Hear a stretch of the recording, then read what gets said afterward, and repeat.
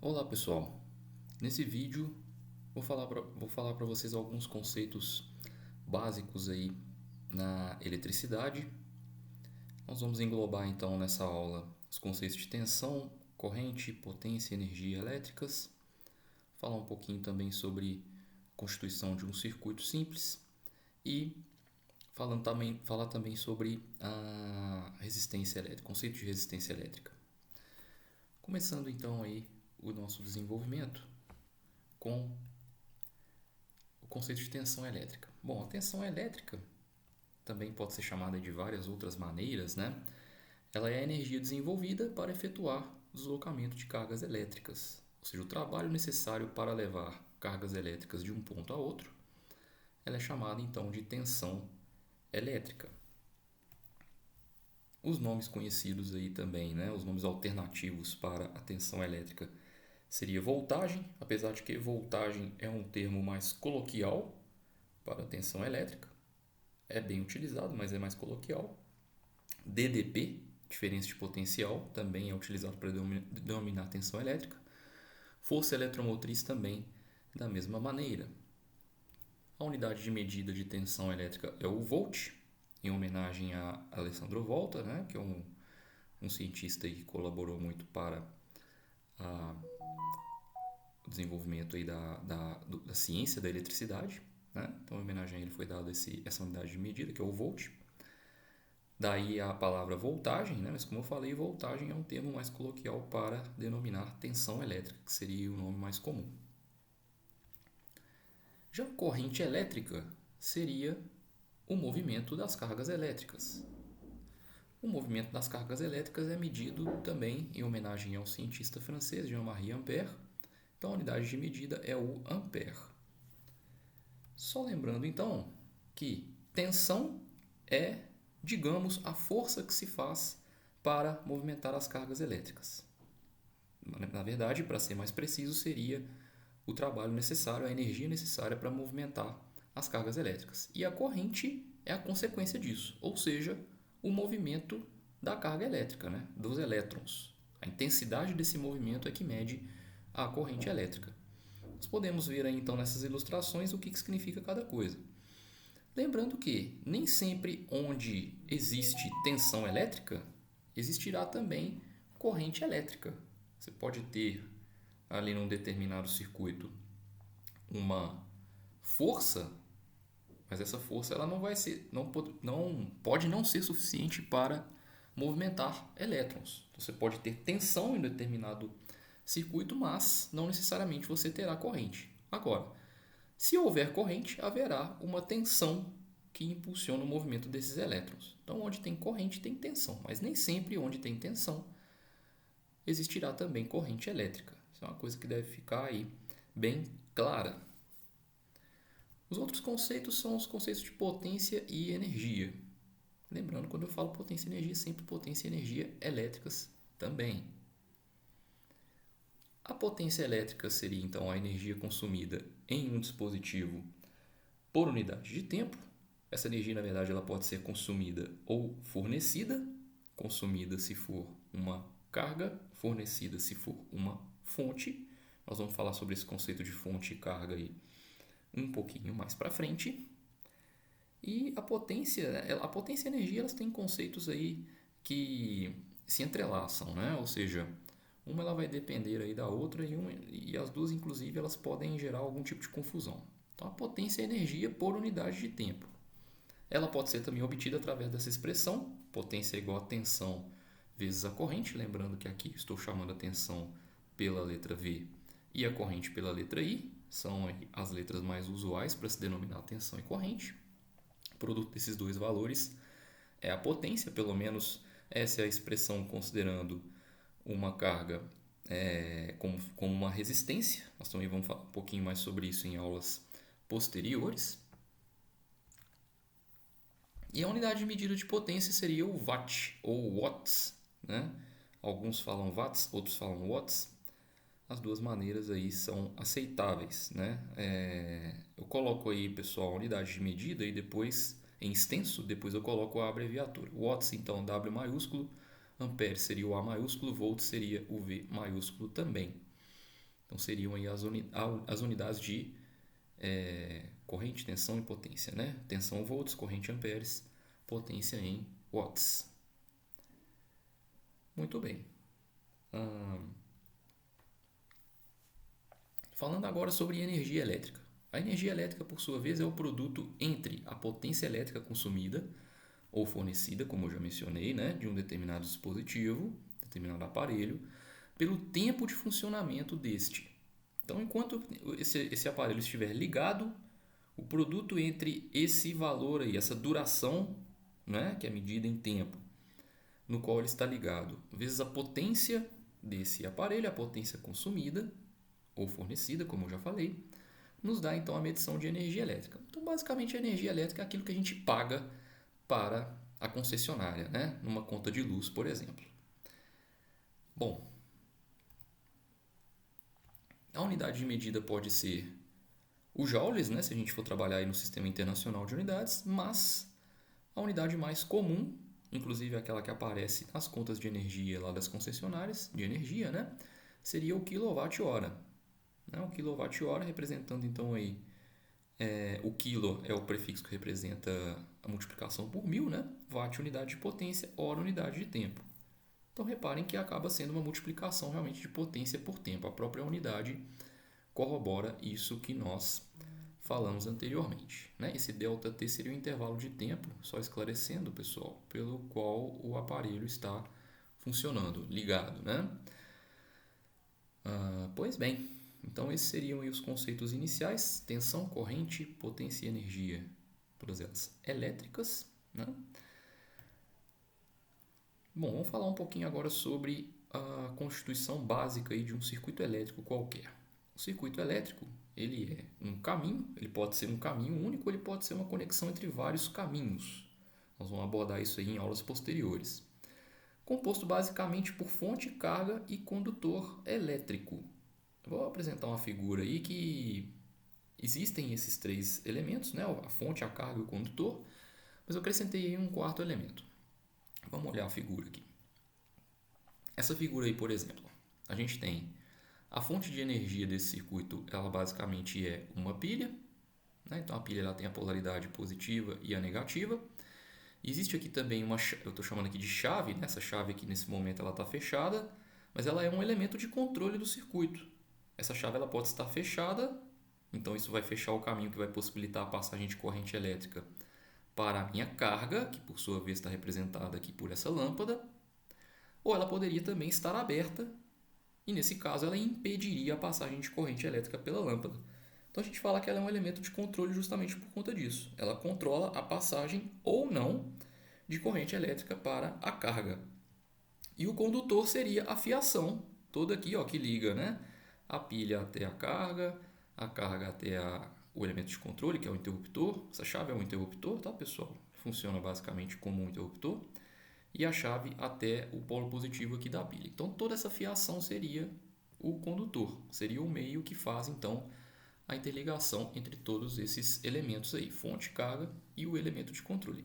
Nem sempre o elemento de controle está presente, nas situações práticas, em sua grande maioria ele está presente, né? Como acender o interruptor lá que vai acionar a lâmpada numa residência, por exemplo, né? Ele é bem comum, mas nem sempre ele está aí presente. Tá? Basicamente, então, o circuito elétrico é formado por fonte, carga e o condutor que vai fazer essa ligação. Né? Bom, é importante aqui nós esclarecermos também uma coisa que vai servir aí como base para aulas futuras, para análises futuras, que é o seguinte: a corrente elétrica, né, ela se dá pelo movimento de cargas elétricas, que são os elétrons. Né? Os elétrons é que fazem o movimento aí de movimentação de cargas. Né? As cargas, na verdade, que se movimentam são os elétrons, para ser mais exato. Se a gente for olhar a movimentação dos elétrons, os elétrons são cargas negativas, então ele sairia aqui, ó, do negativo e faria esse percurso. Ele faz, na verdade, esse percurso. As cargas negativas elas vão sair do negativo e vão até o positivo. Esse é o que a gente chama de sentido real da corrente. Porém, para que a gente não lide com correntes elétricas negativas, a gente adota o sentido que a gente chama de sentido convencional da corrente. Se a gente quiser trocar o sinal, então, de uma determinada grandeza, É só a gente inverter o sentido. Ou seja, o sentido que nós adotamos para a corrente, ela se dá de tal forma que ela sai sempre do polo positivo da fonte e chega no polo negativo. Então esse é o sentido que nós vamos adotar como um padrão, beleza? Então a corrente em uma fonte, ela sempre sai do positivo e chega no negativo. O sentido convencional é o sentido contrário ao movimento de elétrons. Nós vamos adotar então o sentido convencional da corrente elétrica. Repetindo então, saindo do positivo da pilha, chegando ao negativo. Seria a corrente positiva, vamos dizer assim. Muito bem. Bom, vamos esmiuçar então cada um desses elementos aí que compõem o circuito elétrico. O primeiro deles é a fonte. A fonte é aquele elemento que fornece energia ao circuito. Ele fornece energia para a minha carga, no caso, né? Então nós vamos falar sobre fonte, carga, condutor aí. A fonte, então, é o elemento que fornece energia, a carga é aquele que recebe e o condutor é aquele que faz justamente essa ligação, permitindo que se forneça energia até a carga, que a fonte forneça energia até a carga, para ser mais exato. Os tipos de fontes que nós temos são as fontes de tensão. Existem também as fontes de corrente, que fornecem uma corrente constante ou um outro tipo de corrente para uma determinada duração.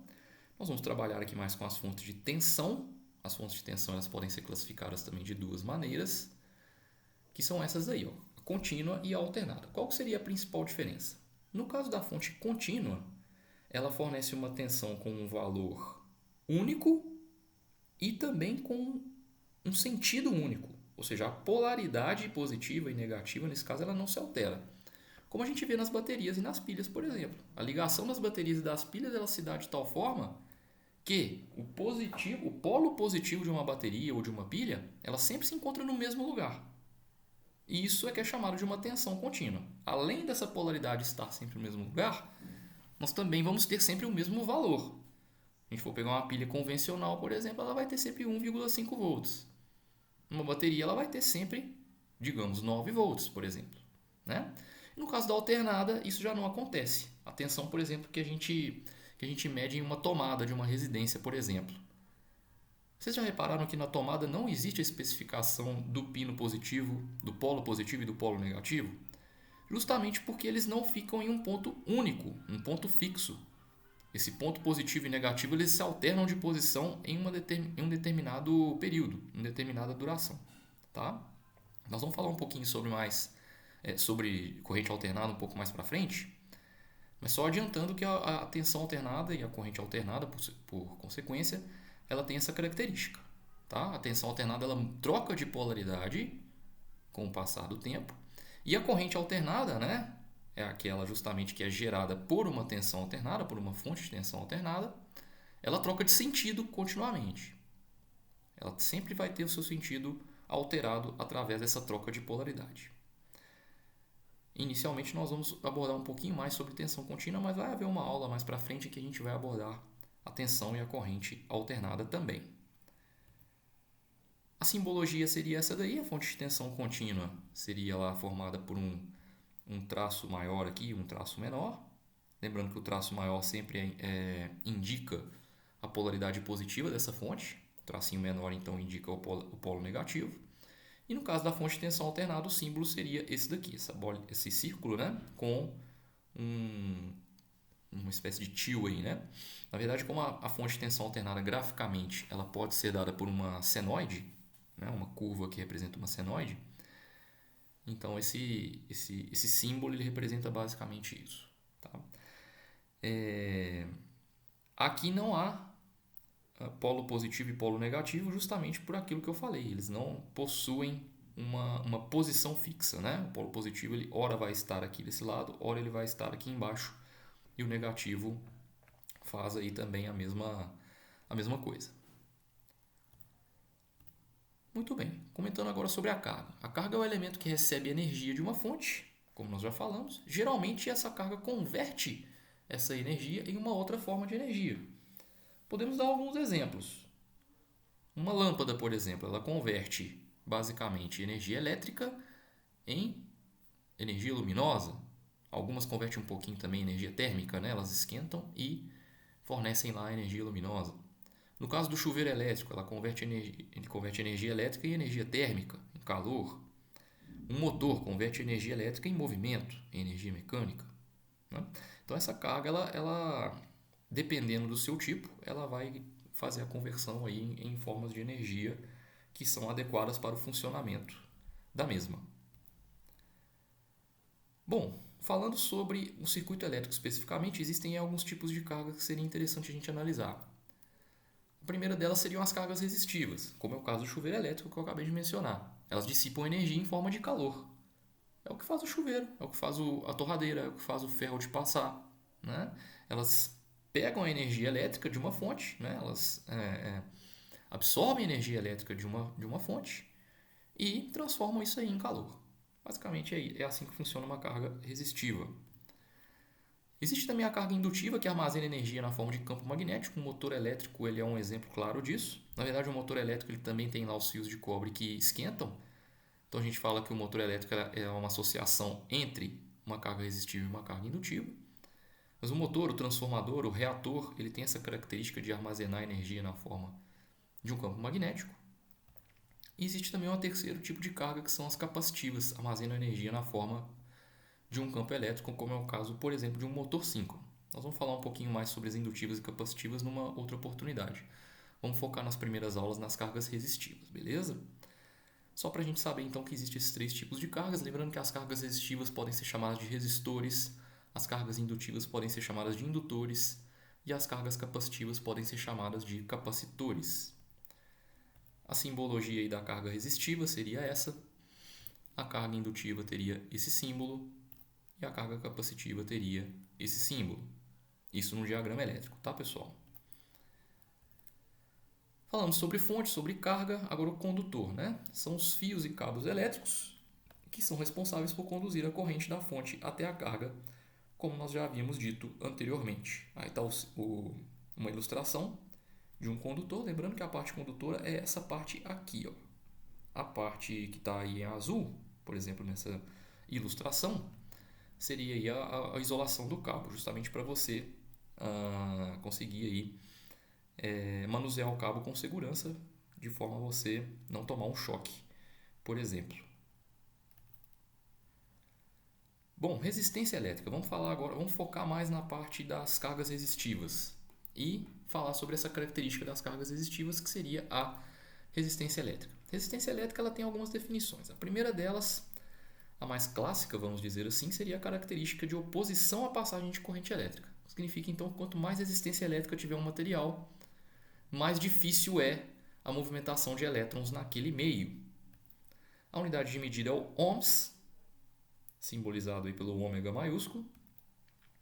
A simbologia nós já vimos, né? Só repetindo aí, enfatizando essa simbologia que é usada toda vez que nós tivermos um resistor, uma carga resistiva, que terá um determinado valor de resistência elétrica.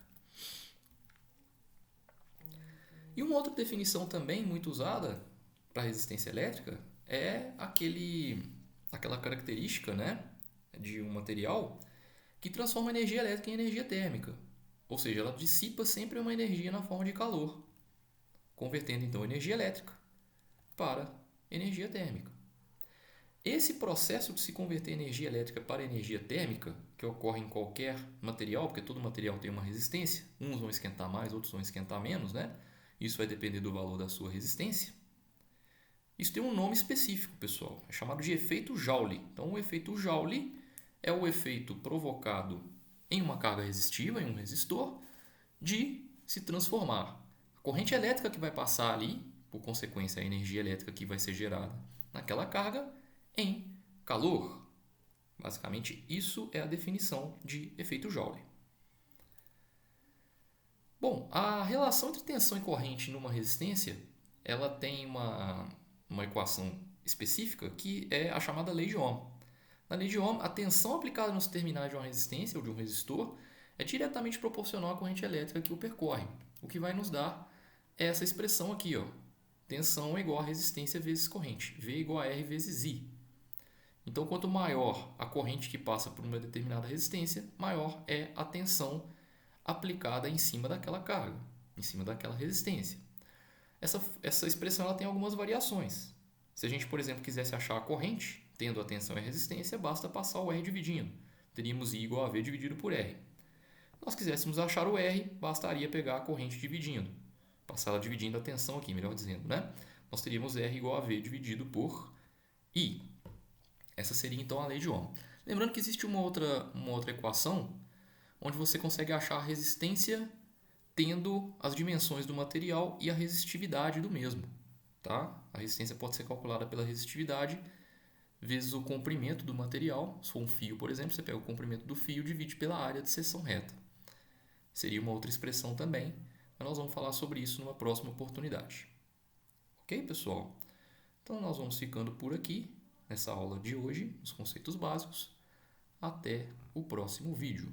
Obrigado pela atenção.